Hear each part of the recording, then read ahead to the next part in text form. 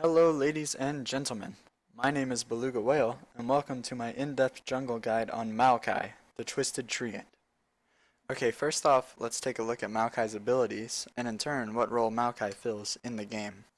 So here on the wiki, and also in-game, his primary role is noted as a tank. That's definitely how I play Maokai. I think he serves really well as a tank, and his only other role, you could play him as a mage. You definitely can't build him AD ever, but you could play him as a mage. I don't like that because all of his spells they're kind of short range and you have to get in the enemy's face to use them. So if you want to play Mage Maokai, feel free, but this video isn't going to talk much about Mage Maokai, so it's probably not the one for you. We're going to be talking about Tank Maokai. Alright, moving on to his spells. Maokai's passive is called Sap Magic. Each time a spell is cast near Maokai, he draws energy from it, gaining a charge of magical sap, or Sap Magic, that's what it's really called. When Maokai has 5 charges, his next basic attack will heal him for a percentage of his maximum life. This doesn't deal damage based on an enemy's maximum life or something, don't confuse that. And this is why it's really important to build a lot of health on Maokai, because even though it's a percentage of his maximum life, the heal still gets more the more life you have, and then that means that's more damage you can take because even though it's a percentage of your life, enemy champions don't usually deal percentage of your life. So if you're healing more, you're going to be able to take more damage, basically is what I'm saying. This is what lets Maokai sustain while he's in the jungle. This patch, I think, or maybe last patch, they actually nerfed it to where it wasn't 7% at all levels. Now it scales up at level 7 and at level 13. But really, that didn't hurt jungle Maokai that much. It was really focused at top lane Maokai, and personally, I haven't seen that much of a difference in my jungle clear with it, so I'm not worried about that nerf. Moving on to his Q. His Q is called Arcane Smash. Maokai releases an Arcane Shockwave. Enemies within 100 units are knocked back, and all affected enemies take magic damage and are slowed for 1.5 seconds. So this ability, I kind of consider Maokai's bread and butter. This is what I max first every game, and I find it the most useful. The reason I max it, which we'll talk more about this when we get into the gameplay, but it helps you clear just as fast as his E, which is what most other people might max. And it gives you, the more you max it, the more slow percentage it is, and it does good damage. And overall, it's my favorite spell on Maokai, so that's why I max it. Notice how it says enemies within 100 units are knocked back? That's actually really close to you. Like, Maokai's auto attack range is 125. And 100 units, Maokai's so big that their champion has to pretty much be touching you.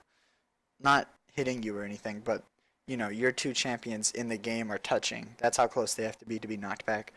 But it shoots out for a 600 range, which is pretty decent, and it slows all enemies that it touches. So one, you're going to slow the enemies that you already knocked up once they land, and two, you can shoot it out and hit an enemy near the end, and they'll be slowed for the whole duration, 1.5 seconds.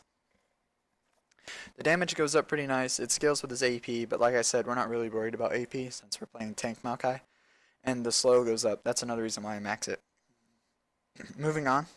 Sorry about this. Clearing my throat. His W is called Twisted Advance. Maokai transforms into an untargetable cloud of arcane energy that quickly travels to a target enemy and deals magic damage and roots it. Okay, it doesn't say it right here, but it does say it over here. This steals percentage of the target's maximum health, and the reason that it does that is, one, so Maokai can actually clear the large jungle camps because they have a lot of health, and two, so he can trade with other tanks efficiently, or effectively, not efficiently. I think every tank in the game right now, every popular tank, at least I know, does percentage of the target's maximum life, and that's just so they can trade with each other and also clear their jungle since they don't build that much damage. So that's why it does maximum life. And also, as you rank it up, the root duration increases. And this is why I max it second to Arcane Smash. And the reason you can't max it first is because the cooldown is really high. Even at rank 5, it's still 9 seconds, and this one's only 6. And with your passive, that's every time a spell is cast near Maokai. That includes Maokai spells. Sorry, I didn't mention that, but that definitely includes Maokai spells. So that's why you max this first, so you can be spamming it as much as possible and getting more heals while you're clearing the jungle. But then this is definitely what I want to max second, because it increases the root duration. And that really helps when you're ganking lanes, or when you're just trying to keep someone away from your AD carry, which, of course, we'll talk more about this when we get into the gameplay, but Maokai's main role is getting in the front and taking as much damage as you can, and then you let your team kill them. You know, you don't. Sometimes you're going to get kills on Maokai, you might get a lot, but really that's not what you're trying to do. You're trying to make sure that your team is safe and that they can get the kills. And yeah, that's pretty much Maokai. Moving on to his E, it has a 1100 range, so it's a big range boost from either one of these. And this spell is kind of Maokai's signature spell. If you've played with a Maokai or played against a Maokai, you've definitely noticed these little things. Because what happens is Maokai flings a sapling that deals magic damage on impact, and it's in a little AoE around where the sapling lands. The sapling reveals the nearby area, and if it sees an enemy, it will chase it, exploding to deal magic damage and slowing the enemy's hit by 50% for 1 second. So if you played against Maokai and you might have walked into a bush and you see this little thing, it lets out a little shriek and then it runs and slows you down. You've definitely noticed this before, that's why I said it's like his signature spell. But as far as jungling's concerned, it's really not that useful. They put a slow on it kind of recently. This wasn't always on Maokai's E, and that helped it have a little more usefulness, but it's only 1 second, even though it's a pretty decent slow. So basically, you might use this once at the beginning of a gank, and you'll use it while you're clearing, of course, to try and trigger your passive. But other than that, we don't really worry about it, and that's another reason why we'll max it last. The cooldown doesn't go down, and the slow percentage doesn't go up as you max it, so really there's no good thing. Nothing good comes out of maxing it other than a little more damage. But since you're jungle Maokai, and since, like I said, his Q leveling up does more damage than this, not more damage than both parts, but it's more reliable damage, and your clear isn't slowed down by maxing this versus this. So definitely max this last. Don't worry much about it. You get it first, actually, which, so we'll get this first, and then you get your Q second, and then you get your W third, and then from there on out you'll max your Q. And the reason you get this first is because, as it says right here, they last for 35 seconds. So you can actually stack up quite a bit of these on your first camp that you're going to clear in the jungle, and each one does 40% plus 40% of your AP, but you won't have any AP, so don't worry about that.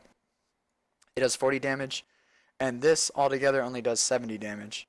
So when you stack up a few of these, they do more damage than this at level 1, but then other than that, they won't, so don't max it after that. Anyways, moving on to his ult. His ult is called Vengeful Maelstrom. Maokai creates a magical vortex around himself, protecting him and allied champions by reducing damage from non-turret sources by 20% for a maximum of 10 seconds. So when Maokai first got released, this was a targeted spell. It wasn't around himself like it is now. This is just kind of a fun fact. It's not really that important, and it was honestly really weak. It didn't have the 10-second limit that it does now. It could be placed as long as Maokai had mana. But since you had to choose a location, your enemies could just decide not to fight there, and then your ult's useless. So now that it's centered around himself, it became a lot better, and that's why they had to cap it out at 10 seconds. So what this does is you will activate it, and then depending on how the fight's going, you're either going to jump on their carry and then take all his damage in it, or you're going to use it to shield, to peel for your AD carry, because as it says, protecting him and allied champions by reducing damage by 20%. So if you're standing near your AD carry and they're in this, they're going to be taking less damage, and that's always a good thing. When the effect ends, the absorbed energy is released, dealing magic damage to enemies within the vortex's range, plus bonus magic damage based on the damage stored by the damage reduction effect. It charges up based on how much damage you're taking, so one of my favorite things is to catch a Lucian ult in it, and you can tank all of the Lucian ult, 'cause it's not going to be doing that much damage to you anyways. But it's how much damage is happening in the Maelstrom. It's not how much damage you're taking, per se. So if a Lucian's ulting inside of it, you're going to quickly fill up. See, it has a max stored damage. You're going to fill this up really quickly, and then it'll do bonus damage based on that. And it's really useful for team fights. And it's okay for when you're fighting someone 1v1, which you won't be doing that much on Maokai, but it still does let you take less damage, and it does do damage when you activate it. So it's definitely a really useful ult. Early game, I use it a lot to I'll go up to a camp and kind of just activate it just to get another stack of my sap magic, but I don't keep it on that long because the mana cost goes up a ton as you hold on to it, and your mana isn't going to be that much until you finish like Frozen Heart. So I just kind of activate it and then turn it back off just to get another stack of this, but that's unrelated to team fights, and we'll talk more about that once we get into the gameplay. But before we do that, next we're going to talk about runes, and then we'll move on to masteries and items after that. Okay, now that I've gotten the client, we're going to take a look at Maokai's runes first. Alright, so let me just hop over to runes. Okay, I have a special rune page that I made for Maokai myself, because I didn't say this earlier, but Maokai is one of my favorite champions to play. So this is my rune page, and I think that it's almost as optimal as you can get for Maokai alone. I usually use it on my other tanks, but that's not the point. This is just what I personally like, and I'm going to talk you through it, and then I will show you another rune page that you are more likely to see if you were looking up just a professional playing Maokai sometime, and I'll talk you through it as well. But first, we're going to talk about this rune page. Starting with this reds, you take attack speed reds because you don't have any AP. If you notice, this page gives you a tiny bit of AP. It doesn't really give you much. You don't have AP at the start, so there's no reason to take Magic Pin and attack speed. Well, there's not no... Sorry, I'm not going to say a double negative, but there is a reason to take Magic Pin because all of your spells do magic damage, but taking attack speed will make your clear faster than taking Magic Pin. So that's why we're going to take attack speed. It also helps you get your passive off quicker if you're in a pinch and you need to auto attack something really quickly. You know, you want to have that attack speed so that you can finish the auto and heal up. Basically, the main reason that we have those is because it makes us clear as fast as possible regarding the other masteries and runes. Moving on to his yellows, or seals, I should say, I take all scaling health per level. This is because Maokai's passive heals him based on his maximum life, and this gives you the most health at level 18 out of like any of the groups of runes. This will give you the most. So that's why I take it. I just think health is really strong on Maokai. Also with Cinderhulk, I didn't mention that, but as you probably know, Cinderhulk gives you bonus life as a percentage of your bonus life. And that might seem kind of tricky at first, but it's pretty much all of the bonus life you get other than that passive of Cinderhulk. Cinderhulk takes 25% of that and then adds that onto your life. So these will give you 216 life at 18, but then 25% of that's about 45 or 40, and then that's going to be, no, sorry, it's about 55 or 50, and then that's going to be added onto it. So really they're giving you almost 270 health at level 18, even though that doesn't say it. His W's, or not his W's, sorry, his blues, or his glyphs, I take scaling CDR per level. This is because I don't have to take all 9 of them to be CDR. If you take all 9 of CDR, then you only get 7.5 CDR instantly. And really, I take this 10% kind of to round off your build and give you 40% at level 18, which you'll see. I'll show you the items later. That's important to get this 10% from somewhere. And that's why I put it right here. If you are against a full AP team, this is kind of risky because you're not getting any magic resist, which is usually where you get it from your blues. But I really like it because it rounds out my item build, and I worry more about my items more than I do my champions. But that's just kind of a personal preference thing. If you don't have scaling CDR runes, which you might not, you know, they're not standard, so I wouldn't expect everyone to have them. It's perfectly fine to trade these out for magic resist. It's not going to hurt your early game clear really because they're scaling. It's just going to change your late game. You're going to be able to buy another CDR item if it fits. Usually it doesn't. That's why I have these, but what I'm saying is it's not a problem if you don't have scaling CDR. If you don't have them, don't take these ability power runes. I take these just because it's a tiny boost to his early game clear. You know, all your spells do scale with AP, and even though I did say we're not playing Mage Maokai, that doesn't change that his spells scale with AP. So this gives you like 4 AP at level 1. Really not that big a deal, but you know, it might help your clear a little bit. That's why I do it. You can trade these out for magic resist on your regular page if you do have these. And if you're taking magic resist at all, I'd probably recommend taking magic resist here. This is just kind of like a personal preference thing. Like I said, I made this rune page for Maokai, and that's why I have those on there. So if you want to copy it too, I definitely recommend it. I'm just saying it might not be the most practical thing, and if you want to replace it, that's fine. His quintessences, finally, you have to take armor quintessences if you're taking scaling health yellows. They don't all have to be armor, but I like to do that just because it makes your first clear really easy. You're not going to have any risk of dying if you have these armor quints. You could take maybe get away with 2 and then a movement speed quint. That would be pretty good, but I just like the safety of having a first easy jungle clear, especially since the elo I'm at, people invade a lot more than they probably should get away with. So I don't like getting low in my own jungle and being at risk of being invaded. So that's why I definitely recommend taking these 3 armor quints. But if you want, you could trade out 1 for movement speed, but that's pretty much all I would change. Alright, now I'm going to talk about the other rune page that I said you'll probably see a professional using if they jungled Maokai or if they jungle Sejuani. I see this page a lot. Or maybe even Gragas. Alright, well, I'll just move on to it. Okay, it's a lot different than my page, but there's one thing that's the same. They do take some scaling health, because like I said, that helps with Cinderhulk a lot. It makes Cinderhulk worth its buy, honestly, just from your runes.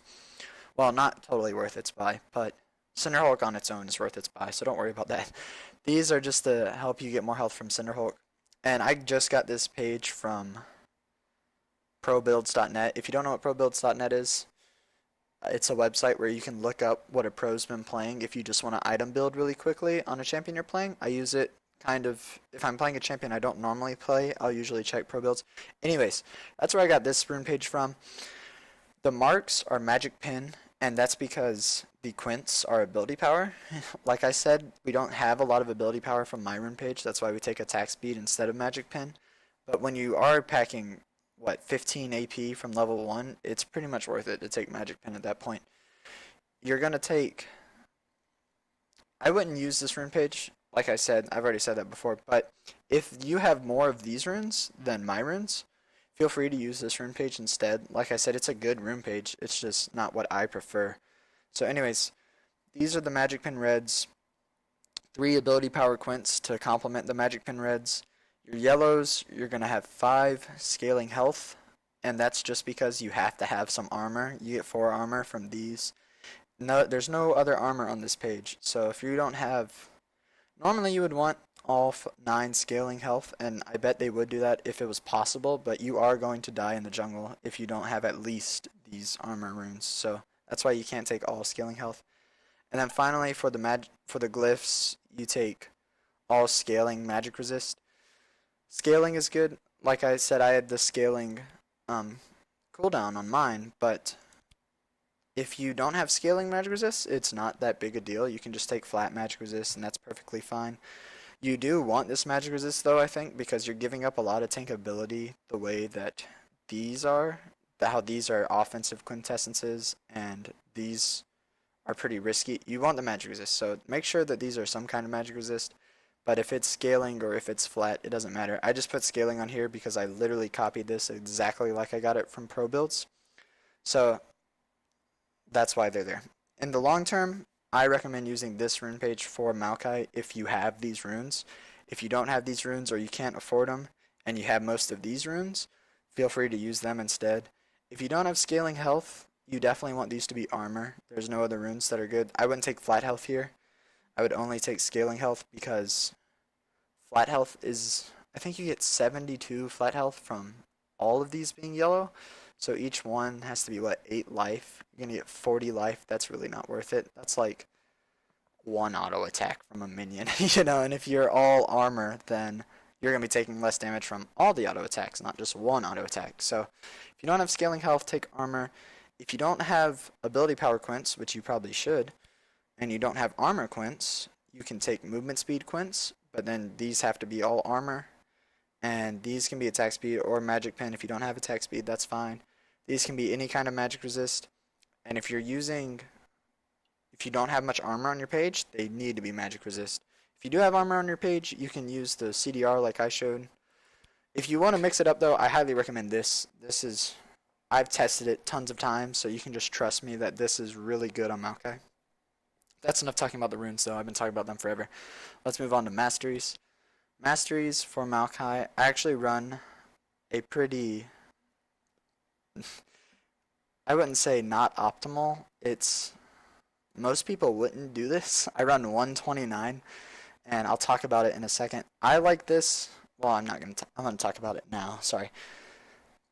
I'll just explain as I go and give final thoughts at the end. Okay, in offense, the only point I take in offense is double-edged sword, and that's because, as you saw, my rune page doesn't give me any damage at all. It's at 4 AP is what my rune page gives me, and you're not going to be building any damage because you need to build tank. So getting double-edged sword, if you're a melee, you deal an additional 2% damage, and you do receive an additional 1% damage, but honestly, taking 1% damage really isn't that big a deal, especially when you're a tank and you heal a percentage of your life every 5 spellcasts and stuff. You're not going to die much on Maokai whether you have this point or not. And the additional 2% damage helps you a lot with your early game clear, and it helps you not get completely ignored in fights, because that's a problem that a lot of tanks have. They'll build full tank and they'll be really tanky, but then all they can do is cast their spells, and after that, the enemy team can just ignore you. But if you have double-edged sword, this increases the damage that Thornmail deals if you get it, or that your Cinderhulk deals. You know, it'll throw in damage from all over the place, and it'll just overall give you a large boost. So that's why I take it. It's the only point that I take not in the defense tree, because I like to be really, really tanky. I'll make another mastery page after we're through talking about this one. That would be a more standard mastery page, I guess, and it's perfectly fine, but this is the one I run. You don't need these because of the runes. My runes shore up not having these, because you get 10% CDR from that, so you don't need the 5 that this gives if you have 4 points in it. So that's why I only take this one in offense. Alright, moving on to defense. You're going to take tough skin, because like I said in the last guide, every jungler has to take tough skin, or else you just get almost wrecked in your jungle, and it's really hard to clear your jungle. So you definitely want tough skin. That's the most important. And then when you have 29 points in here, you can afford to take enchanted armor. Enchanted armor increases your bonus resistances. So it's not your base resistances. And from my rune page, you're only gonna, well, with my rune page, you start with like 15 armor. You're already getting an increase on your armor from this. Also, if you see later on, this gives you plus 5 armor, and this gives you plus 5 magic resist. These are both increased by enchanted armor, and you're going to be building tons of defenses, and those are all going to be increased by it. I really like this mastery. Fun fact, not last season, but the season before that, the same mastery as this. It wasn't called enchanted armor, but it did the exact same thing. It was all the way down here. So it makes it to where tanks don't have to put tons of points in the defense tree, because this is almost the most important thing. Certainly it affects your item build the most, because it'll give you more boost on top of your item builds. That's why we definitely want to take it. We want to take this to clear the jungle. And finally, we need to take block. Block reduces incoming damage from champion basic attacks by 2. This is good because you are going to use your W that we talked about earlier. It's a click on and you become intargetable, so there's almost no way, like I said, that they can avoid your W. You're going to be clicking their AD carry with your W, and then you're going to be in their face. So taking less damage from basic attacks just helps.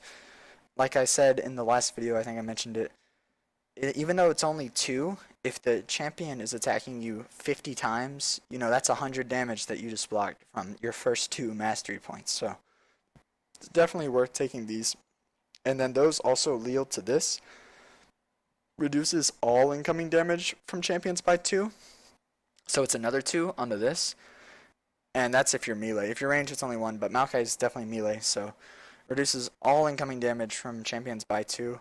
That adds up a lot, because that's on all damage, as I've said several times, sorry. But any spell, any auto attack, I don't think it stops Ignite, because Ignite's true damage, but other than that, you're going to be taking 2 less from all of that, and it adds up. It adds up to you living by the skin of your teeth, or you dying in a team fight.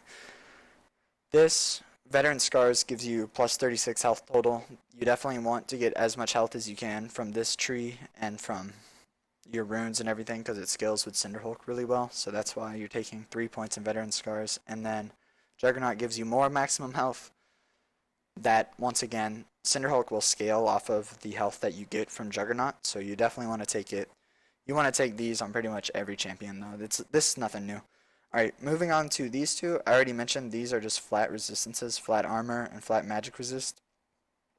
Evasive is probably one of the most underrated but powerful masteries in the game. It reduces damage taken by 4% from area of effect magic damage. And even though it says area of effect magic damage, almost every champion does area of effect magic damage. Okay, Lee Sin's E, area of effect magic damage. Rengar's W, just like in the last video, area of effect magic damage. Any AP champion, Fiddlestick's ult, Lyssandra's W, Morgana's W, Galio's ult, Galio's Q. You know, the list goes on and on. I'm not going to go through every champion, but this helps you out so much every game. Even if they're all AD, you might not want to take it, but then if you look at it and you say, oh, they've got Rengar and Lee Sin, you know, that's 2 whole damages. I mean, that's 2 whole spells that you're going to be taking less damage from. So I definitely recommend this. Plus, you're not going to be playing against all AD comps anyways, because those are pretty bad. You shouldn't be playing against them. You might. And if you are, you're going to be Maokai and you're going to be fine. But I like this mastery point a lot. The equivalent of it in armor is reduced damage from critical strikes. Just like this, you're going to be on top of their AD carry. It's the same reason why this is really good. You're going to be critically struck if their AD carry is hitting you a ton. So if you're taking less damage from critical strikes, that just helps you out overall. The next one I take is Swiftness, reduces the effectiveness of slows by 10%. This is good when you're trying to chase down the enemy AD carry. You don't want to be slowed, and also you're going to take this, which goes along with that. You reduce the duration of crowd control effects by 15%. You want to be able to get to their AD carry, because if you can't, you're not doing your job, or you might need to get to your own AD carry, and they're trying to slow you to stop you from getting there. So that's why you take this. As a tank, you don't want to be slowed down at all. And that's also why you definitely take this point.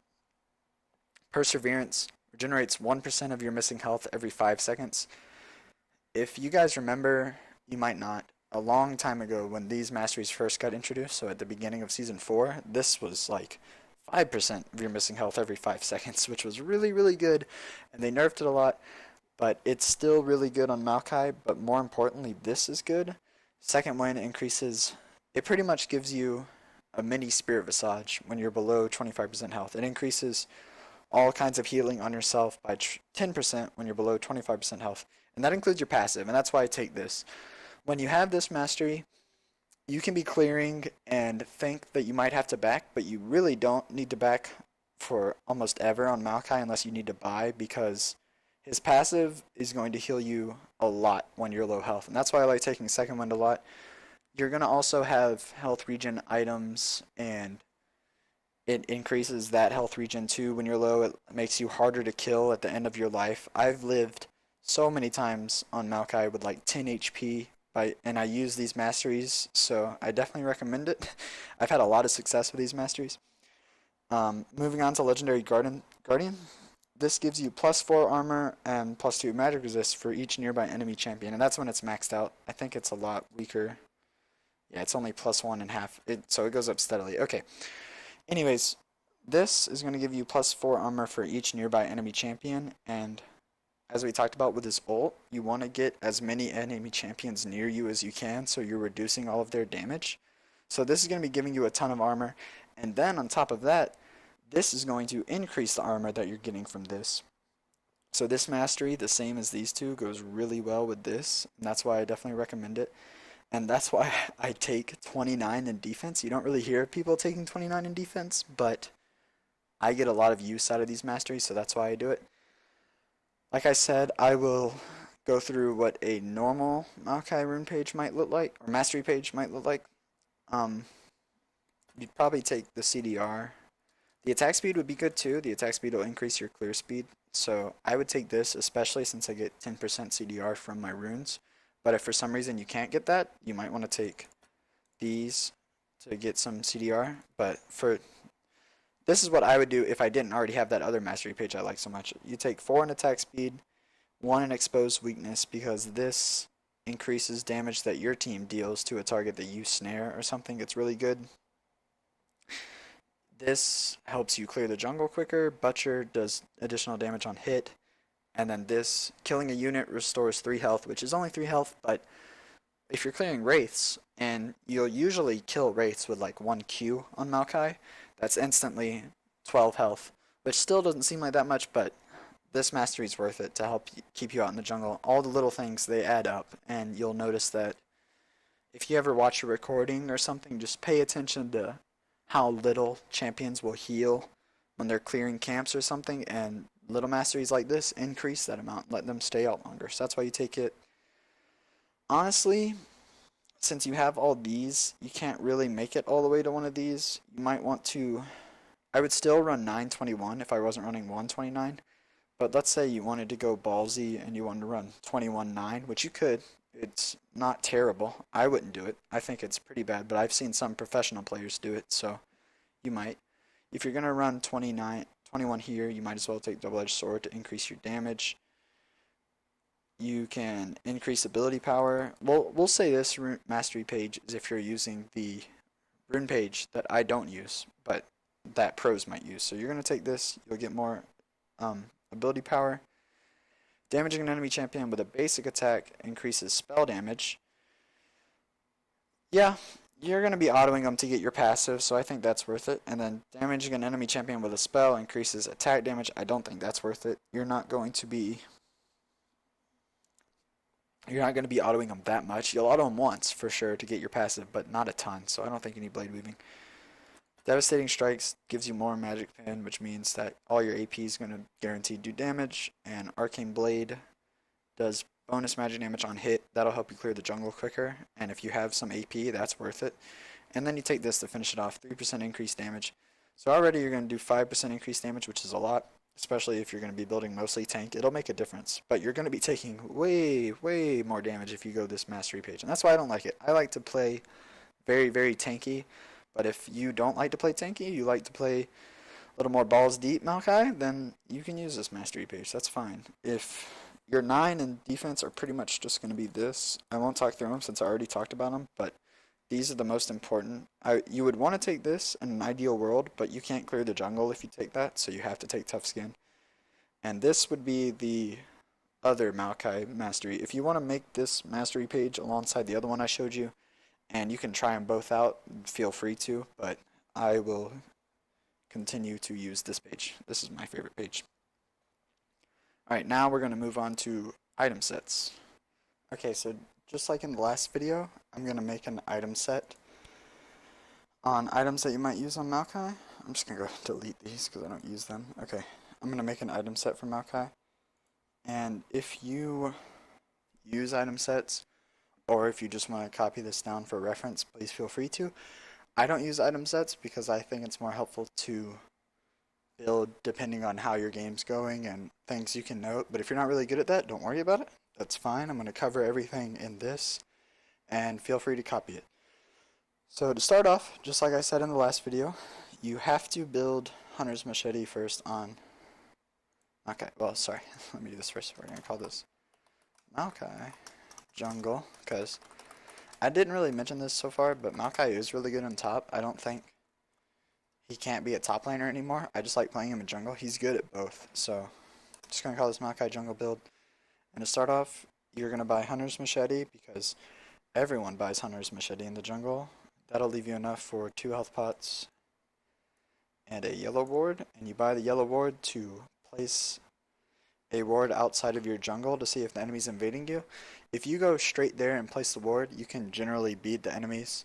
So that's another reason why it's, well, not another, but that's one reason why it's important to buy your items as soon as you get into the game and get out of your base as soon as that little wall goes down and lets you. So you can go place this ward and see if they're invading you. Those are going to be your starting items.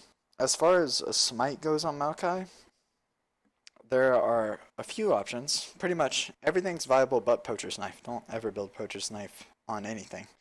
It's the way, I'll just talk about this right now. The reason Poacher's Knife can't really be used is because as soon as the enemy team sees that you have Poacher's Knife, they're going to ward up their entire jungle, and when you try to invade them to make use of the smite, which if you don't know, the smite, if you kill an enemy in the if you kill a monster in the enemy jungle, then you get a boost. That's why it's Poacher's Knife. It's like the invading smite is pretty much what you could call it.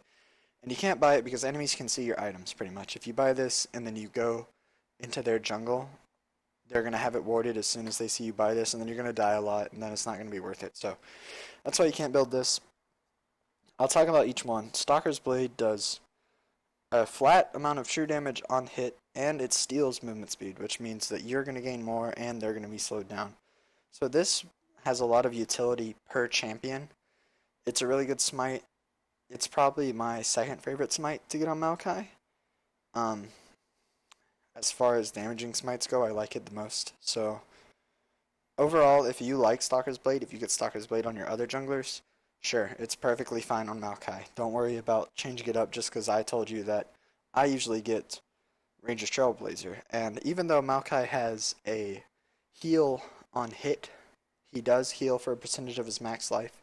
It's not his health that has problem sustaining, it's his mana.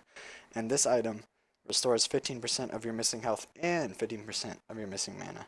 So that's why I like to get this, just to keep up my mana in the jungle. And also, when you have this smite, when you have either blue smite or red smite, you kind of have pressure to leave one of them open so you can use them on an enemy champion. But when you have purple smite, you can smite whenever you want, all the time, because you're not going to ever use it on an enemy champion. And if you use it in lane, it doesn't heal you for the 15% that it says. It'll heal you a little bit because you are killing a target, but it won't heal you enough. It's 15% on a monster, as it says right there. So a lot of people think that this smite works on lane minions. It really doesn't. Don't think that it does. It's only on monsters. That's like a common misconception. But anyways, that's not that important. I get this to keep up my mana and just so I can smite my wraiths and my gromp and not lose anything by it, pretty much. The third smite, and the smite that I see a lot of professional players using, is skirmishers. The reason that they use skirmishers is because when you smite a target, the damage they deal to you is reduced by 20%. And that just means that if you are jumping on their AD carry, you can smite them, and then they're going to be doing less damage to you on each hit, and you're more likely to survive the fight. But with my masteries and my item build, which we're about to get to, you're going to be very, very, very tanky. So you don't really need to worry about taking more damage. You need to worry about either sustaining early, that's what this is for, or having a little more utility. I might get this if, one, I'm ahead. I would definitely get Stalkers. Two, if I'm the only CC on my team, if I have Zed mid and I don't even know, Riven top, maybe she doesn't really have any CC, I'd probably get Stalker's Blade.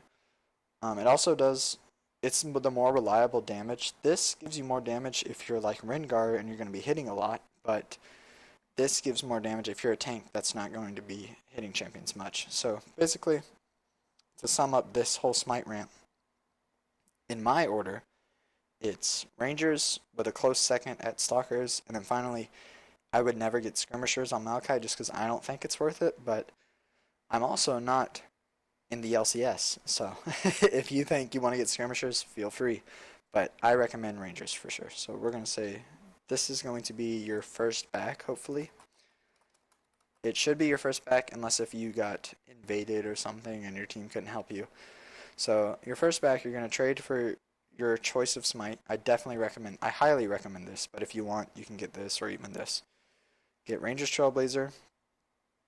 You're going to be able to, or not be able to, but you want to trade out for your red trinket there because the only reason you need this is to make sure that you're not getting invaded. And then after that, you want to be able to get ganks off. So if you can clear a ward with your red trinket, then you can come back and gank that lane pretty soon and they won't have a ward. So that's why red trinket's good. You're probably going to be able to buy, whenever I'm playing, I can always buy at least a ward and a health pot, or maybe a vision ward instead of this. I like getting this just to do early dragons, so I'm going to leave it here. But if you're not comfortable doing an early dragon, you can get a stealth ward too. Any one of those is fine. Either one of those is fine. And you want to definitely get a health pot. If you can only afford, say you had like 75 gold extra after you got these, you would get 2 health pots. You wouldn't get just a stealth ward because you need to be able to sustain out in your jungle. So early game, you need to get health pots more prioritized over wards, but wards are definitely good to get. Alright, the next, we'll call this uh, end of early game. This is pretty much before your team groups up to take a turret mid or anything like that. You should almost always have these items. You're going to definitely build Cinderhulk. Just to talk about Cinderhulk real quick, it gives you 300 health plus 25% bonus health, which we talked about that earlier. That increases with all of your extra health except for itself. It doesn't just scale infinitely and give you a billion health, but it does scale with all other sources of health. And it does scale with the 300 health that Cinderhulk itself gives you. That isn't really obvious if you read it, but it does for sure. And it's Sunfire Cape. You probably know what Sunfire Cape is if you don't know what Cinderhulk is, if you're just an old player coming back to play the game. Cinderhulk is a little bit more powerful Sunfire Cape, and it helps you clear the jungle really quickly. There's no other smite. There's no other enchantment that you would get. You wouldn't get Magus because you're not building Mage Maokai. You wouldn't get Warrior, and Devourer is just god awful to think about, so you're definitely going to go Cinderhulk on your smite. As far as boots go, you get Merc Treads 9 games out of 10, unless if you're against a full AD team, then you're going to want to get Ninja Tabby just because. Even if, and another misconception that some people might have is they'll see an AD team and they'll see that they have some CC. My kind of rule of thumb is if only one lane has serious CC and they're all AD, get Ninja Tabby. But if their mid and their top are both AD and they have a ton of CC, which I can't think of any 2 champions that would, but if they did, you'd still want to get Mercs because you want to have the tenacity. This item doesn't give you tenacity anymore. You can't really pick it up effectively anywhere else. So that's why Mercs are really important. So in rare cases, you're going to get Ninja Tabby, but most of the time, get Mercs even against AD teams as long as they have CC. You should definitely have these, and you're probably going to be able to have started to build your Frozen Heart. Well, scratch that. We don't build Frozen Heart first anymore. Used to until the glorious item known as Righteous Glory came out. This is the best item that happened to tanks other than Cinderhulk. Cinderhulk was great for tanks, and then a close second is Righteous Glory. Righteous Glory, if you don't know what it does, it's kind of like a mini Talisman of Ascension. You gain movement speed as long as you're heading towards enemy champions, so it's great for Maokai because you're going to use it, you're going to gain movement speed, and then you're going to be able to use your W to lock onto your target because you're going really fast towards them. And it gives you 600 health, which with Cinderhulk, that's another 25%, so that's a whole another 150, so you're going to get 750 life from this. Sorry, I had to do a little math. When you have Cinderhulk, it gives you 300 mana, which is really important. You might not think about mana.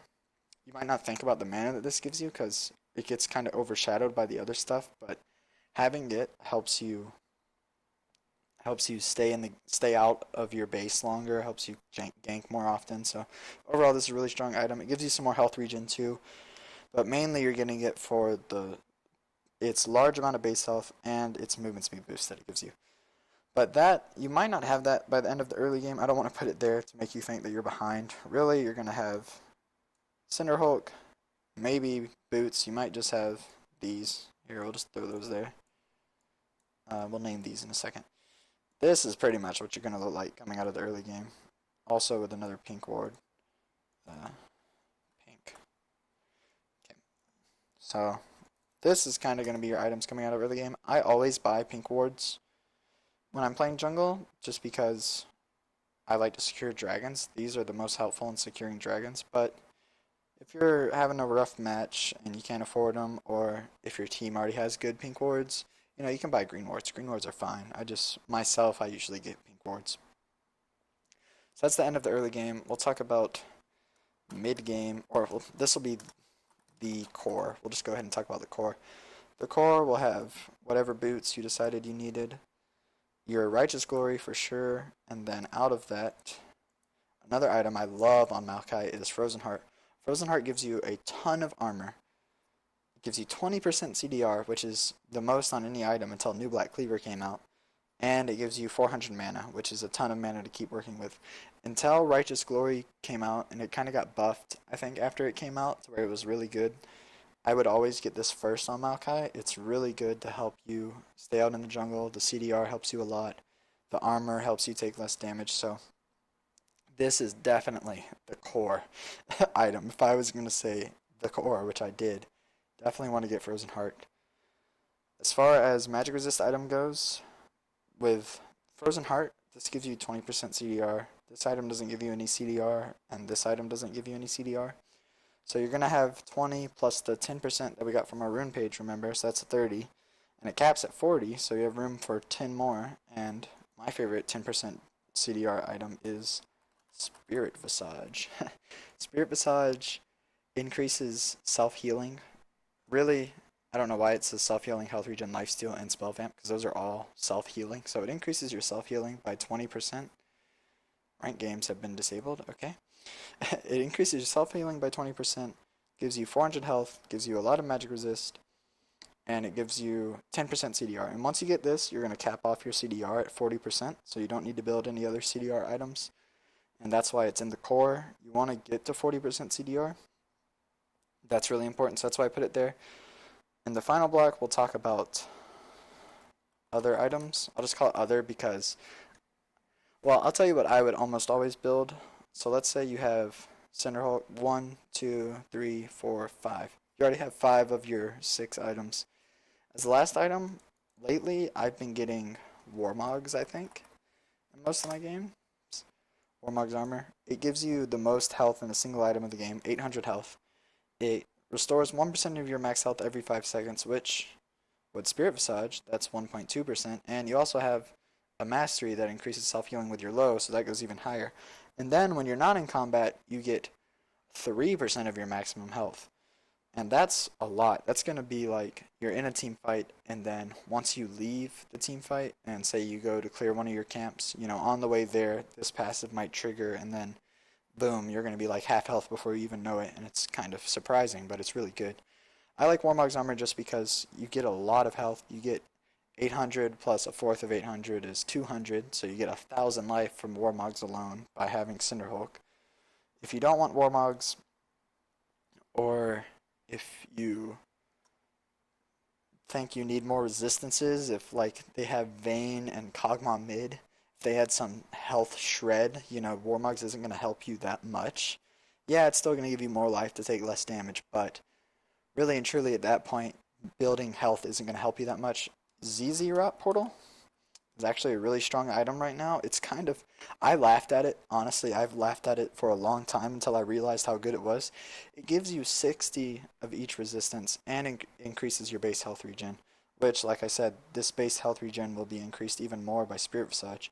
But also, Spirit Visage, the go-to magic resist item for this build, only gives you 55 magic resist, and ZZ Rot gives you a whole nother 60 magic resist. It gives you a ton, and it gives you in both. I think Guardian Angel is 50, which is only 10 less, but sorry, I can't spell. It, yeah, it gives you 10 less, which doesn't seem like not that much, but then when you have the mastery that increases your bonuses, it actually gives you like 15 less, you know, and it all adds up. So I don't like Guardian Angel that much. You can get it if you want. I'll put it here if you're just dying a ton, and if you are dying a ton, that might be because you got behind the early game, and you can worry about that after your game. While you're in the game, just go ahead and buy a GA so you'll stop dying so much, and it does give you good resistances. So overall, I give it a close second behind ZZ Rot. I like ZZ Rot a lot. If you're against an all AD team for some reason, you can build Iceborne Gauntlets on Maokai. The slow on hit works really well because kind of the combo when you have gauntlets is you'll W in, and then you'll auto, and then you'll hit your Q, and the enemy will be slowed by your Q and slowed by gauntlets, and you're snared, and you're in their face hitting them with your Sunfire or Cinderhulk, whatever you want to call it. So this item's really good. It also caps out your 10% CDR though. So that's why I said if you're against all AD, you would get it instead of Spirit Visage. That's why I'm putting it down here, because I don't recommend it unless if you're against all AD. But if you are, it's another item that you could get. Um, you don't have Randuin's with this build, you might want Randuin's. Randuin's is a really good item. It scales really well with Cinderhulk, and it gives you health that scales really well. It gives you a lot of armor, and it slows their attack speed while they're hitting you, and it has an active slow. Overall, Randuin's, you probably already know all of that. Randuin's is a really good utility item. I'm going to put it up here. I would honestly get it more often than this, just because my matches tend to have a lot of AD champions. If you're against a mostly AD comp, get Randuin's before Warmogs, but if you're against a really balanced comp, which doesn't happen that much, but if you are, Warmogs would be better. Another item that you can get on Maokai, even though I've listed like 15, sorry if you heard my mic rustle against my shirt. That's what that noise was. Let's just look at the end. Honestly, this kind of covers all the items that I would ever get on Maokai, but if you need another, you could get Locket. You could get Locket if you're against. So I would get Locket instead of. So say you were against an all AP team, which doesn't ever happen because every team has an AD carry almost, but let's say you're against some trolls and they have all AP. Then you would get Cinderhulk, Righteous Glory, your Merc Treads, Spirit Visage, and Locket, and then that's going to give you 30% CDR. Unfortunately, there would be no real good item to finish off that CDR, but 30% would still be good. So kind of think of Locket as the replacement for Frozen Heart if you're against all. Here, I'll do it like that so they kind of line up. This can replace this if you're against all AP, and this can replace this if you're against all AD. But as far as items are concerned, that's pretty much it. Honestly, the core works so well. Just get this every game, unless if they have a really weird comp, and then swap these in. Usually Randuin's is more important than Warmogs, but Warmogs is really good if they're not. Also, if they had like a Zed and a Riven who don't auto-attack that much, they do some, but they don't that much, you would get Warmogs instead, just because your auto-attack passive thing isn't going to be helping as much. So just little things like that. Those are things that you pick up along the way the more you play a champion. So overall, I've kind of ranked these in their usefulness, honestly, on Maokai. Obviously, these two usefulnesses go up a lot depending on the enemy comp, but Guardian Angel I just don't like that much. I think ZZ Rot's a much superior item to Guardian Angel. But anyways, that's it for items. Now we're finally going to get into the gameplay. Okay everyone, we're loading into the game now. And if you noticed, I have a special treat. Our team had a DC this game. Vayne didn't load in the loading screen. And honestly, this game is a really good game, and that's why I wanted to make a Maokai guide, because this game taught a lot, not just about how to play Maokai, but also how you can deal with having a DC on your team and stuff like that. So before we get started, I'm going to go ahead and pause it. And yes, also in the last video, I had to use a replay from my stream, and it was all messy and everything like that. I found a new recording system to use. If you want to know what it is, it's called Baron Replays. It works really well. It's a lot better than Low Replay. And anyways, what that just means is that now we have actual spectator to watch instead of a stream that was muted and couldn't move around and see other stuff. Okay, so anyways, the reason I paused it is pretend like we're loading into the game and you see the enemy team. Now, like I said in the last video, as a jungler, you have to kind of plan out your early game based on the enemy team. So I see they have Irelia top and we have Riven. Riven can only kind of stun Irelia for a second, and then if I'm there, Irelia is going to come out of that stun really quickly. So Irelia with a Riven's not that easy to gank. Here, I'll try moving these around as well. I don't think that changes them up there, but if you guys want to look down here, that might help you. Okay. And this. Okay. Alright, so I can't gank top that well. Mid, they only have a Victor. Victor has no escape. He can only try to stun you to get away. And we also had a Ahri whose charm, if she can hit her charm, that means that Victor's a really easy gank. So that might be a lane I look towards. And unfortunately our Vayne didn't connect, so I can't really think about ganking bot. But if she had, Nautilus is a very easy lane to gank for his Maokai, because one hook, and then he snares, and then I have a snare, and then I have a knockback, and then he has a slow, and I slow, and both our champions have a ton of CC, so unfortunately since Vayne wasn't here I couldn't gank, but if I could have, bot and mid would be what I would focus on. So now that that's over, starting buys. Like I said, you always buy machete, 2 health pots. Here, I'll try to make this a little bit bigger. I usually have it small just for myself in game, but for the sake of this, let's go 80%. Not gonna show chat, and the menu that's big enough. Okay, let's make sure chat is off. Chat is off. Alright, and we're gonna give my side fuck a 4. Alright, so let's focus on me. I'm gonna go ahead and play again. I started with the same buys like I said. You want to get out of your base as soon as possible. That's why I left. Like, they haven't even moved and I'm already at our wolves. That's just one of those things that honestly everyone needs to work on it. I need to work on it. Sometimes I'll be alt tabbed and not paying attention. You want to get in here as soon as you can. On Maokai, you start with your E. So his E, remember it's an 1100 range. That's 1100s from here to here. I went ahead and threw it here. This is where you'd want to ward if you were any other jungler, but since you're Maokai and saplings reveal, you can just throw a sapling in the bush and then see if they're enemies. So I go ahead and do that, and then I see that there's a Gragas, so I kind of back off, but I also notice that he's running away, so I figure he doesn't have allies, so I can go ahead and throw in my deep ward. And then since I'm Maokai and I have long range wards, I'm going to go ahead and throw another one down here since we don't have sight. And I see that there are no enemy champions, so that means there's no risk of invade, which is actually pretty surprising since they saw that we didn't have a Vayne, but whatever, I'm grateful for it. I'm glad that they weren't trying to invade. And then right here at the beginning of the game, like I said, you start E on Maokai, but we don't max it, we only start it.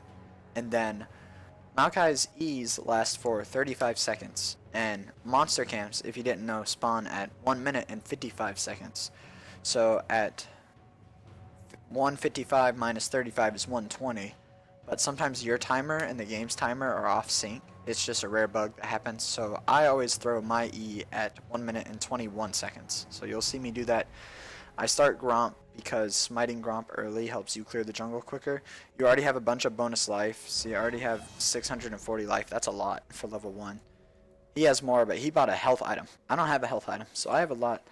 Go ahead and throw my E at 121 like I said, and then I'll just go ahead and speed this up a little bit. Is it this key? Yeah, okay. We want to watch Maokai. I don't know why he keeps... Oh, I have directed camera on. Okay. Watching Maokai, just throwing saplings until the camp spawn. Usually get in 3, like this. And then Gromp's going to spawn. I'm going to go ahead and hit it. Hit it. I told Nautilus that he could jungle with me if he'd rather do that than lane bottom by himself. But he decided to go bot anyways. You know, I don't think he dies much, so it's not a big deal.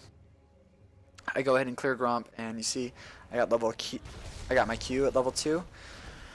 I don't know if I do it on the blue buff, but here, I'll pause it and talk about this. One thing to note about Maokai's Q is that it knocks back enemies, which we talked about earlier, when they're really close. And if you knock up a monster, then it will cancel whatever auto it's doing and have to begin its auto animation again. So that might sound like a lot of kind of weird lingo, but basically what it means is that if you can Q a monster up close right before it finishes the auto on you, it'll have wasted all that time trying to auto you, and I'll have to start all the way over. So I think I might do that once or twice. It's kind of hard to pull off on Maokai, but if you get the hang of it, it'll save you a lot of damage from the monster camps. So that's just one thing to keep in mind. Here, I Q it to knock it back, and I kite around.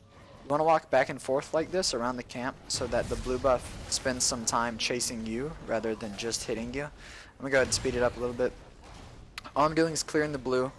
I'm kind of low health now, but since I'm red side, that means that I can smite my red buff and I'll get the health from it. Normally, if you're blue side, then you start at your red buff down here, so you can't really smite it because you've already smited Krugs. So basically what that means is that I know I can gank early, even though I didn't get the best leash since Vayne wasn't here. So I'm going to go ahead and walk over here, use my next health pot so I get some health. I try to kite the red back and forth. Red has less health than blue buff, but it does more damage, so it gets you a little bit lower. And here, I'm honestly... I'm less than half life. You can't gank when you're less than half life. Usually you want to gank when you're at 3/4 life, but I'm kind of stubborn, so I'm looking for a gank anyways.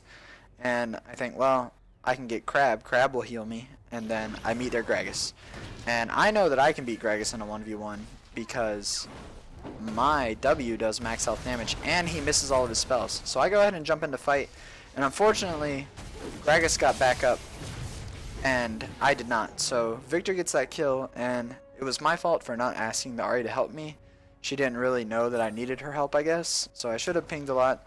I didn't ping because I knew I could beat Gragas by myself, but it was bad of me to assume that no one would come.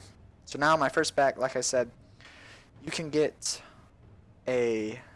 See, I had only enough gold to get 3 health pots, and like I said before, if you don't have enough gold to get a ward...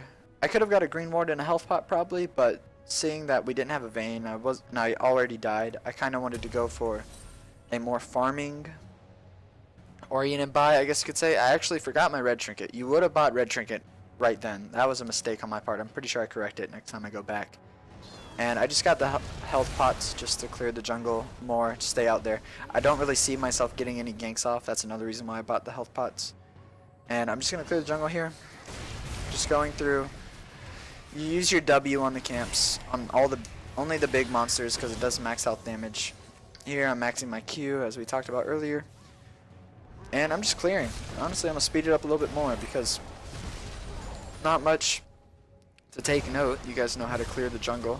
You want to... Actually, let me go back. I'm pretty sure that I did the auto thing with Gromp, so let's see. Alright, Gromp's beginning... Okay, Gromp tried to auto me then, but I stunned him so that he wouldn't get off. And then I chain it. Oh, okay, that's what I did. So, Krugs gives you a stun on hit. If you auto a champion, every 5 autos, I think, you stun them. Or, not a champion, a monster. And then Blasting Smite, which is what Purple Smite is, also stuns. So, as soon as my Krugs thing ended, I stunned it. Then as soon as that stun ended, I used my Q. And then here... He's autoing me, autoing me. Let's see. I stun him again, and then I Q to finish up with that stun. Okay. So that's just me trying to keep the CC. Now I decide I'm in a lane with Nautilus bot because Vayne's not here, obviously, and the other lanes are kind of tied halfway. I don't really need to be there. And I'm just trying to keep our bot turret alive as long as I can, and also keep... You can get kind of ahead by... going and farming a lane, and since I'm not putting Vayne behind by doing it since she's gone, you know, I'm gonna feel free to do it. Here my Nautilus hasn't had a chance to back yet, so I let him back, and I'm covering his lane for him. Our Riven actually got ganked, and she got 2 kills out of it, which is pretty good. And our mid laner 1v1 Victor, even though I gave Victor an early kill, if you remember. So things are actually looking really good for our team. We're behind in kills and gold. And the only reason we're so behind in gold is because we don't have Vayne. But the fact that Ahri could still beat Victor after I already died to Victor, it's looking pretty hopeful. Here I clear my wolves, and I'm level 6, and I say, Ahri, you can come get this blue if you want, because you got a kill, and I already died. And if you're behind, it's...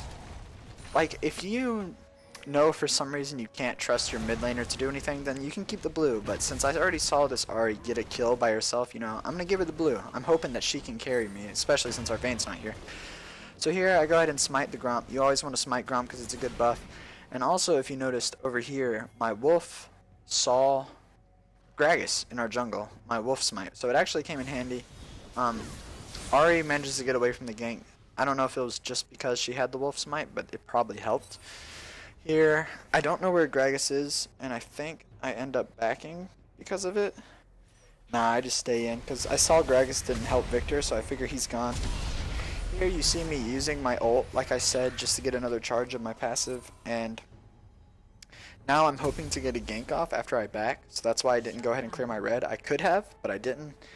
I buy my red trinket, which like I said I fixed. I went ahead and got a mana pot since I gave my first blue to Ahri.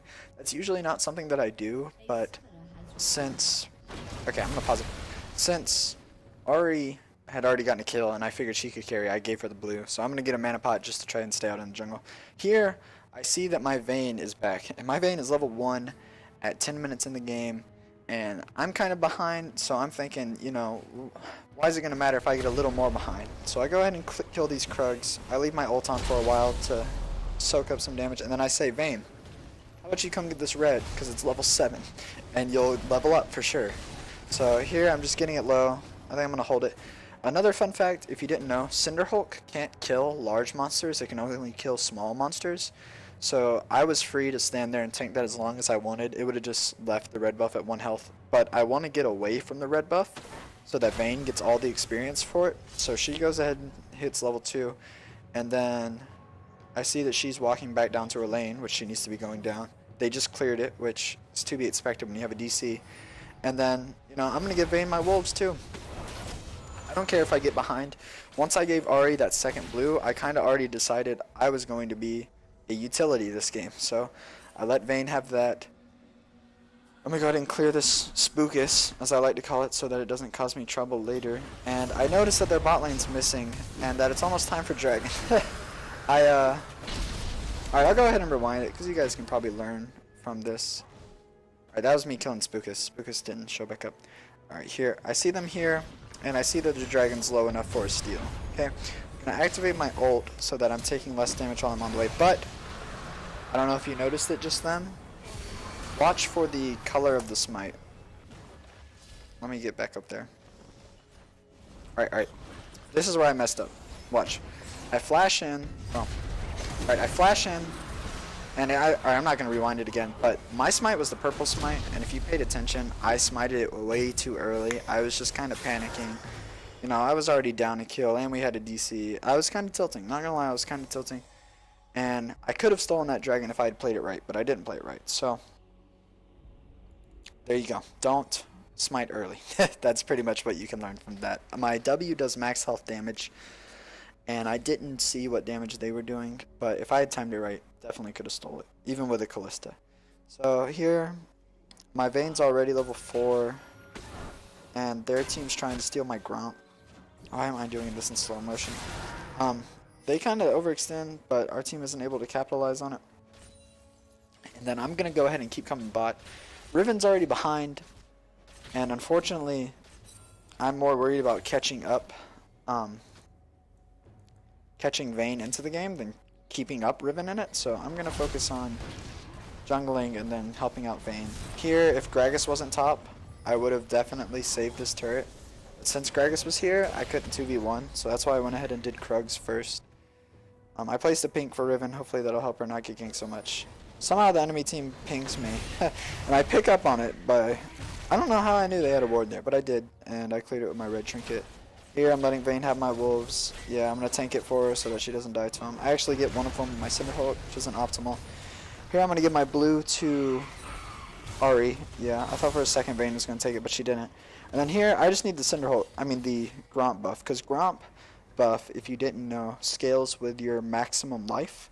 So you always want to get Gromp buff when you're a tank. And you pretty much always want to get it anyways. But it's definitely the most important thing on the map for tanks. So I go ahead and get it, and then I think I'm going to let Vayne. Yeah, I'm just going to tank it for Vayne. Make sure she gets it. I'm letting her have all of my jungle. Now this is almost a complete opposite of my Rengar guide if you watch that, where I tried to carry. When you're a tank, no matter how much farm I get, I'm still going to be tanky as crap because I went 129. And also, it's okay if I die. I'm not the one that has to live. Vayne is. So I'm giving her all my jungle. I go ahead and activate my ult. In case Victor got off any spells, I wanted Vayne to not take much damage from it. And then here, their team's kind of being a little too aggro, but I don't think that we can finish up on it. Yeah, we just go ahead and push. We did get the Soraka, and I got an assist with my sapling, which made me pretty happy. Irelia comes in, and at this point, I'm just trying to make sure Vayne stays alive. Ahri was unfortunately not able to snare her or charm her on time. Here, I'm just going to get this because I know the enemies aren't around and it's kind of free and it's good to get. I also knew Dragon was kind of soon. And one thing about Crab is that enemies can't clear Crab. It's like guaranteed sight of that area till it dies. So if you know Dragon's up kind of soon, it's a pretty good idea to get Crab because then you can see if they've warded it, where you need to clear, stuff like that. Here, Irelia was trying to take my red, but I had smite up, so I just kept it for myself. Optimally, I would have gave it to Vayne too, but she wasn't there. Here I told Vayne, yo, let me get my Gromp buff at least. I don't care if you take the money, but I need Gromp. And then she decides to go farm mid instead. I'm glad she left Gromp for me because, like I said, Gromp's super important. Here. Alright, let me rewind this and I'll talk about this team fight. Alright, so here, let's pause it and I'll tell you what's going through my head right now. I have a Raptor buff right here. That means if I'm seen by an enemy ward, it'll trigger. So I know that they don't know that I'm coming. Here, Victor's out of mana. Victor has been dying. He has 6 deaths, so he's pretty much on the top of my priority list. Alright, gonna go ahead and play it at half speed. I see Victor, and then now I finally see the rest of them, but I'm already all the way here. I'm invested deep. I'm pinging Victor for my team, and I activate my ult first off. You know, they throw everything at me. They're damaging me. I'm low. You know, I'm Maokai. It doesn't matter. I wouldn't be this low if I had all the farm, but it doesn't matter. Here, Soraka gets a little close, so that's a free snare. Activate my ult, that's more damage. Get a slow on Victor and Kalista that just now ended. My team's able to finish up, and I'm not dead yet. I still have a little less than a quarter, you know, it's okay. Like I said earlier, it's okay if I die. I don't care if I die. I just care if my team's able to kill him when I die. So that's why I didn't chase that Aurelia down, because my team couldn't have followed up. But if she had come in, I definitely would have stayed and fought her. There, I wanted to kill their Raptor really bad, but I also knew that they were coming, so it wasn't worth it. They got the second dragon somehow. I don't remember seeing that. But here, I'm just going to give this to Ahri, like I've given all the other ones, you know. I can't stress it enough. This match, I gave a ridiculous amount to my 2 carries, just so that they could catch up. Every time the Gromp buff spawns, I just get the buff and then give it to Vayne. She already has 61 CS, which isn't a lot, but she's also only been here for half of the game, so she's literally keeping up with Kalista, if you can think of it like that. Because Kalista's been here double the time, so of course she has double the CS. Also, another big factor is that Victor is behind. Here, I have Righteous Glory. Yeah, that was my first buy before Boots, because it gives my allies movement speed too, so that's a little more important than just me having movement speed. So here, I'm standing around, we see Victor in their bottom side, and then... Alright, sorry, let's rewind that. Alright, here we're farming mid, yeah, and then Aurelia is being really greedy about my wraiths for some reason. And then we see that her whole team left, and she's still clearing my wraiths, so I tell my team, yo, I got Righteous Glory. Boom. Their most fed champion, dead.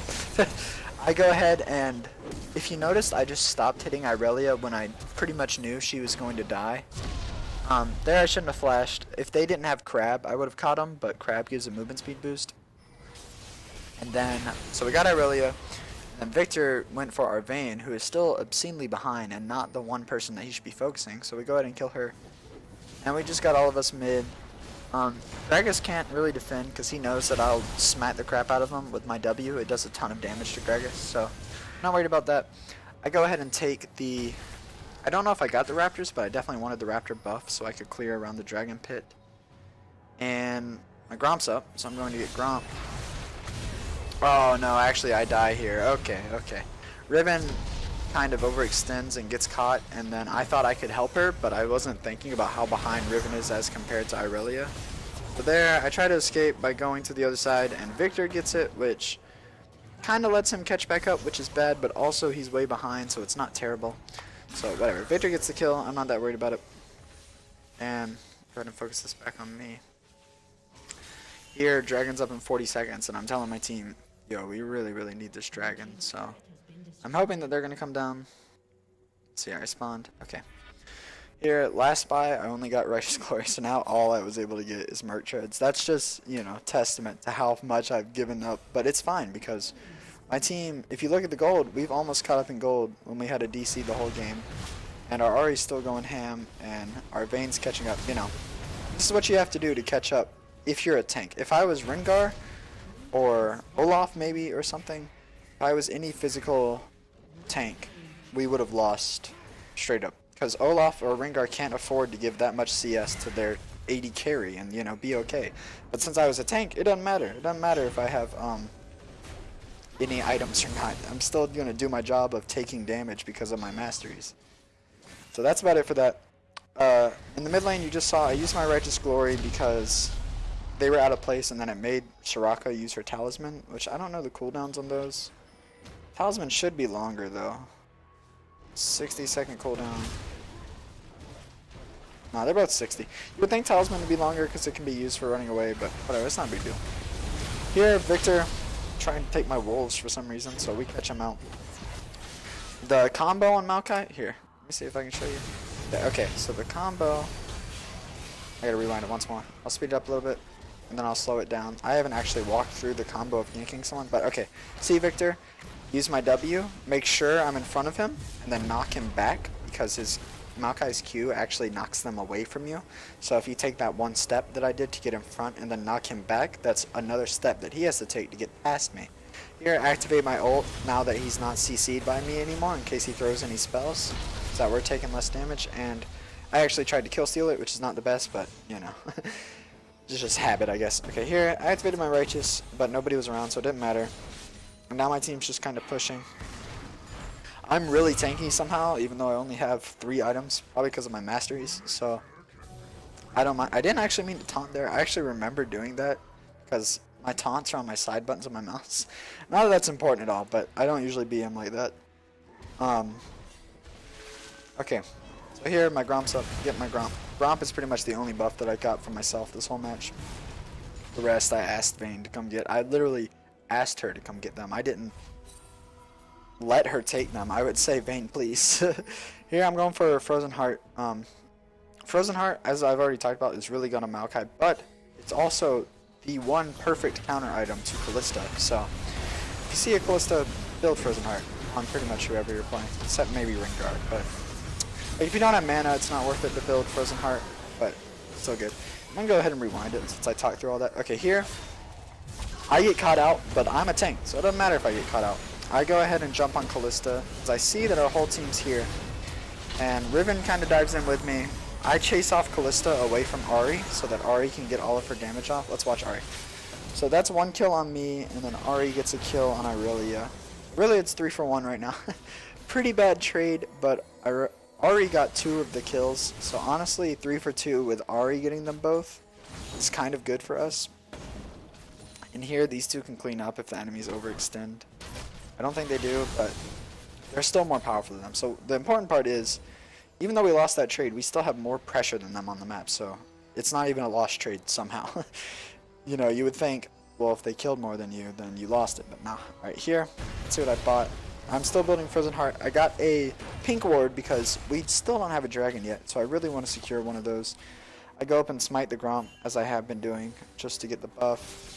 Here, Victor's out of place like always, but my team isn't here, so I can't help him. Or I can't jump on him. We're clearing mid. I know that red buffs, or I know that dragon's up kind of soon, because I usually time it. Another thing, I don't think I mentioned this before we get into, this is just Gragas being out of place, but you can, even if you can't see when dragon's being killed, you can, 1, hear it if you listen, if you turn down your music, if you're listening to that or whatever, and 2, if you have sight of an enemy champion, when you press tab, it'll update because they'll get another rank of the dragon buff. So if you have sight of any champion, not just the ones doing dragon, or if you can listen, then you can time dragon. So I usually get the dragon timer. It's basically what that is for. Here, Gragas was actually on a spree and he was really out of place, so that was kind of poor play on his part. I was about to catch Soraka, but then she had Callista ult, and yeah, we just kind of pick out 2 of them. There, you saw me tanking the turret and then stop tanking it when I saw that our minions were there, because I'm the best person to tank it. So I'm going to tank it as long as needed. But if our minions get there, you know, they can do it. In some games, if you're right here, Nautilus just go ahead and throws the ult down on Irelia, and then she dies. I come in, but I don't get an assist. And it doesn't matter. We caught her. She's their most strong player, so now we get this dragon for free. I don't smite because I want my team to do Baron, so I just leave my smite up. What was I talking about before the Riven got caught? God damn, I can't even remember. But, whatever. It wasn't that important if I can't remember. Here, I want my team to do Baron, so right now we're clearing mid. And I'm asking them, please come to Baron. We have Vayne. She has a Blade of the Ruin King. You know, we do a lot of damage. I can tank it forever. Here, I activate my ult, and So it's kind of tricky when you're playing Maokai and you're doing a Baron because your ult reduces the damage that your team takes, right? So you would want to stand near them. But if you stand behind Baron, like 9 out of 10 of his attacks are little spikes shot at you and not at your team. So really, I always just stand behind Baron whenever I'm doing it so that I tank most of its shots. Because watch, it'll do its spells, but its basic attacks are all on me. Watch the spikes that shoot up through Maokai. Every single one on me. So that's why I do that. You know, no matter who you're playing, you want to stand behind Baron, I think, to tank it if you're jungling. But Maokai, if you can catch your team in your ult, it'll prevent the other damage that Baron does. Here, my team has enhanced recall, so we can just leave.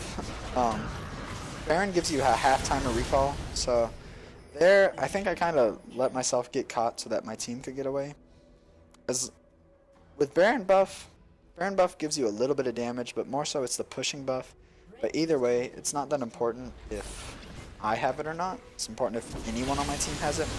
Here, unfortunately, our Ahri gets caught way out of place. But then Riven's actually doing pretty good because they overextended and Victor dove past our base. So we get 2 kills for Ahri's 1 death, which is totally worth for us. Here, my team's just clearing. Let's see what I got. Alright, I finished my Frozen Heart, and I'm going for my Spirit Visage. Ahri actually said in the game, now I remember, that she was lagging when she died, and then we just told her to reseed because we already got the Baron, Dragon's not up, there's nothing super important. If you have to reconnect to a game, that's when you want to do it, when you're, when there's no objectives to be spawned. Here, I kept asking my Riven, yo, are you still lagging? Or my Ahri, are you still lagging? Are you still lagging? And then when she told me she wasn't, I'm going to give it to her, even though it's a good minute of me tanking it. It's much better on her than me, and like I said before, Cinderholt can't kill it, so that's why I knew I could tank it forever. Riven's doing my wolves. I asked her not to do my wolves so that I could get the money for it, because junglers do get more money than lane champions if they clear their jungle, but whatever, she takes it. I guess she needed it. It's not that big a deal. Here, I'm grouping with my team, checking my rates in case I can get that buff for free, and yeah, we're just waiting on Vayne to group up right now. And then I think I catch, yeah, alright, so Victor's just out of place. Victor, unfortunately for Victor, because he has good harass, but you can't harass a Nautilus and a Maokai as Victor. You're just going to die. As soon as he got close, I jump on him, and then I'm going to let Ahri clean it up. I go into the back line to use my ult to help my team and stuff. We clear Irelia, and I'm just staying with Vayne to make sure. You know, Vayne's going to actually dive this Soraka, I think. But I'm diving with her just so that as soon as she can get out of the turret, I'm there to tank it. Here I start tanking it. You can't really tell. It's not doing any damage to me. I wait till my minions get there and then I stop tanking it. And unfortunately all their turrets are up, so we can't force an inhibitor turret, which might have been possible, but now we get a free turret bot. So now our team's obscenely ahead. And a lot of it's stemming from me being Maokai and not needing any of my jungle. So that's kind of a testament to tank junglers in general. They're really strong, especially if your team gets behind and you don't get really behind, and you can give it all to them. Alright, let's talk about this team fight. Aurelia gets close, so Nautilus ults her, and then I jump on Victor, I think? Yeah, because Kalista was already dead. She was too close, and Victor's a free kill. I jump on Victor, and I use my Righteous. I throw my E. That's another thing I haven't mentioned.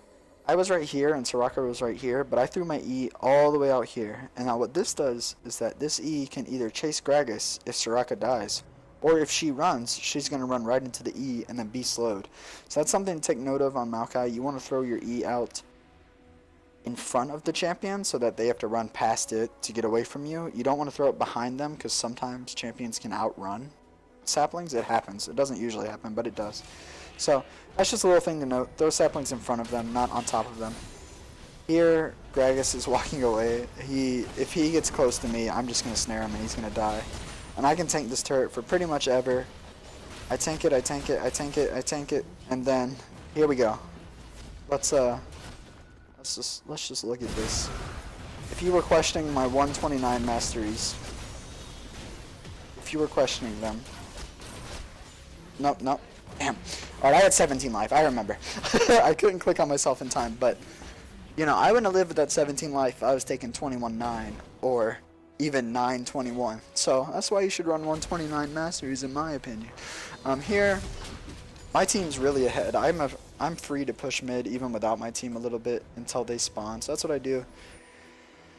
Dragon's up in 20 seconds. I hope I noticed that. Here I'm clearing their wraiths, and I might get their Gromp too. I don't know what I'm doing.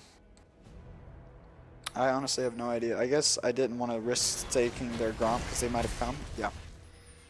And then I wanted the wraiths, but I also wanted to make sure they didn't get a dragon. But then they get the dragon, but we get Victor because Victor is out of place again. Victor is always out of place. So even though we had to give up a dragon for it, and they almost have 5 dragons. Now, even though my team, I'm sorry, I've said even though so many times. I'll stop saying it. They got the 4th dragon, which really the 4th dragon, basically the only time you ever want to get 4th dragon is when you want to get Baron. It's the only time it's really important because it helps Baron die a lot quicker. And we got Victor. It was a bad trade for us, but it's not the worst trade. Even though my team's really far ahead, if they get 5 dragons, if the enemy team gets 5 dragons, we lose. 5 dragons is what I like to call the cheese win. You always win if you get 5 dragons, unless if you just go out and die with all your 5 dragons. So here, we'll talk about this team fight. Alright, I'm with Vayne in the back, clearing dragon. And then we're thinking about stealing their blue. We don't see anyone, we just see a Spookus. So now we're moving in to steal this blue. We'll speed it up a little bit. Okay, Irelia gets close. And that means Nautilus is popping her, he popped her Banshees with his auto attack. And then she dives, let's see where she's going. Oh, she's on. Okay, she's trying to kill Nautilus for some reason. That's not going to work. I activate my Righteous and immediately gun down Callista, because I know that Nautilus can CC Irelia enough so that I don't have to. And I know also that Callista at this point does a lot of damage, so I don't want her in the fight at all. So I'll go ahead and play this. This whole fight, I'm pretty sure, is just me chasing away Callista. Like, these guys, I know they can 2v4. You know, they have the CC, and this is just me chasing Callista. I throw the sapling behind her once again, really important against Callista because she can dash around so much. And then she eventually stops hitting me because she knows I would got a snare on her. And we kill the Soraka. So basically, that was one case where I don't need to be peeling, I need to be diving. It's kind of hard to get to the motion of whether do I peel or do I dive here, but you'll get used to it. Here we're just doing Baron. Baron's super easy for us. I think I do not smite it for some reason. I should have smited it, but I probably just missed it with like 1 HP or something. Here Victor's out of place again. Victor pretty much lost them this game.